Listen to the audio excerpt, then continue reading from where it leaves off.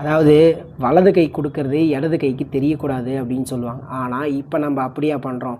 ஏதாவது ஒரு உதவி பண்ணால் ஃபோனை எடுத்து முன்னாடி வச்சுக்கிட்டு சோஷியல் மீடியாவில் போஸ்ட் பண்ணி பேக்ரவுண்டில் ஒரு சாங் போட்டு நான் இவங்களுக்கெல்லாம் பண்ணியிருக்கேன் அப்படின்னு சொல்லி எடுத்து காட்டுறோம்.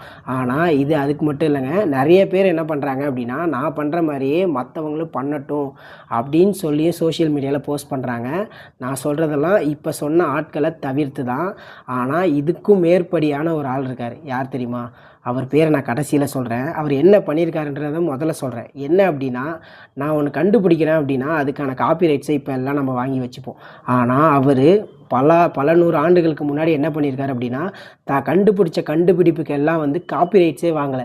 ஏன் அப்படின்னு அவர்கிட்ட கேட்கும்போது என்ன சொல்கிறாரு அப்படின்னா, மற்றவங்க கண்டுபிடிச்சதை நம்ம யூஸ் பண்ணுறோம்ல, நான் கண்டுபிடிக்கிறத மற்றவங்க எல்லாம் யூஸ் பண்ணட்டும், நான் கண்டுபிடிக்கிறதே மற்றவங்க எல்லாம் யூஸ் பண்ணணுன்றதுக்காக தான் அப்படின்னு சொல்லி காப்பிரைட்ஸே வேணான்னு சொல்லிட்டாரு.